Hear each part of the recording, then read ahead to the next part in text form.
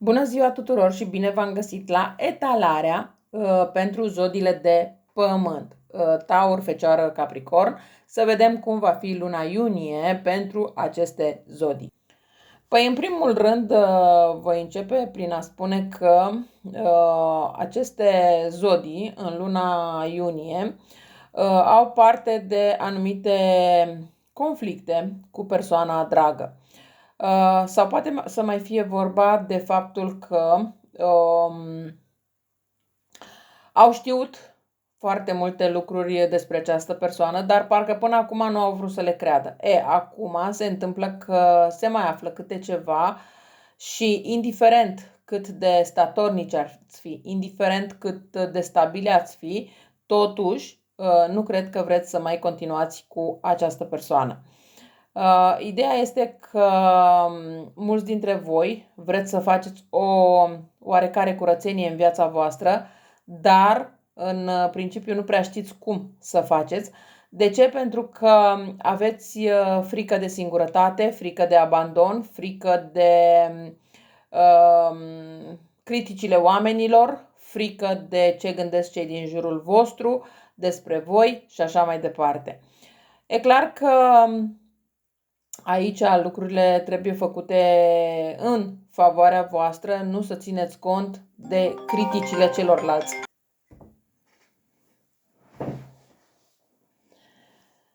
Bun. Aici văd că urmează să mai aflați anumite vești de la alte persoane, însă aveți impresia că persoanele respective au ceva împotriva voastră, vor să vă atace, vă vor rău și așa mai departe. Este bine să analizați un pic lucrurile, să vedeți exact cine vă vrea rău, de ce și cine nu, pentru că este posibil să trageți concluzii pripite și nu ar fi tocmai în regulă. Cu toate că voi sunteți niște persoane destul de raționale, sunteți niște persoane care gândesc lucrurile la rece, se pare că în luna iunie nu aveți atâta răbdare de a gândi lucrurile la rece și este posibil să aveți momente în care acționați destul de impulsiv, iar mai apoi să regretați acest lucru. Sau să vă gândiți că puteați să faceți lucrurile într-un mod diferit, dar nu le-ați făcut. Da? Deci poate să fie și o astfel de situație. Este bine ca în luna iunie să fiți siguri cum acționați, de ce acționați, pentru ca mai apoi să nu regretați acțiunile pe care le faceți acum în luna iunie. Este posibil chiar în luna iunie acum să aveți de-a face cu o persoană tot din zodie cornută sau o persoană din zodie rac, o persoană care poate să fie șef, poate să fie coleg, poate să fie, nu știu, cineva din familie, alături de care puteți vorbi deschis despre problemele voastre și totodată această persoană să vă sară și în ajutor. Este foarte clar că în luna iunie multe lucruri se schimbă în viața voastră, pe lângă faptul că aici mai văd probleme legate de ce ține de copii.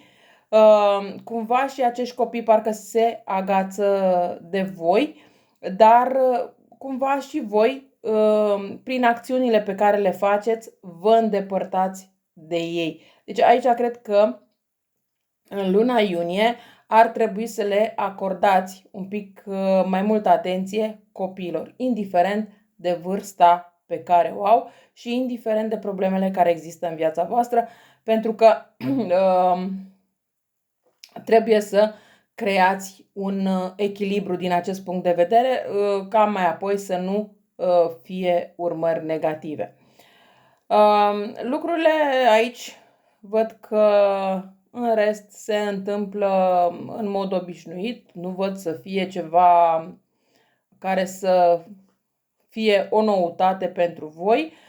Singura noutate pe care aș putea spune-o pentru voi se întâmplă spre finalul lunii iunie și anume când veți lua niște decizii destul de radicale și veți porni pe un nou drum. Acest nou drum poate să fie și mental, poate să fie și fizic, da?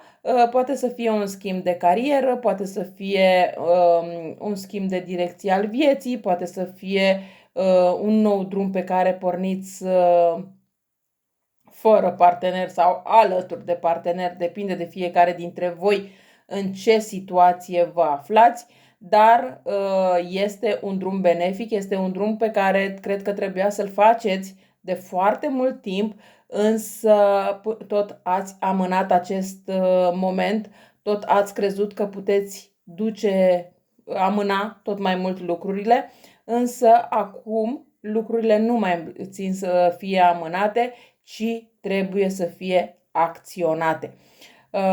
Bineînțeles că unii vă gândiți să plecați la o distanță, alții vă gândiți, așa cum am spus, doar o schimbare de carieră, o schimbare de direcție, da?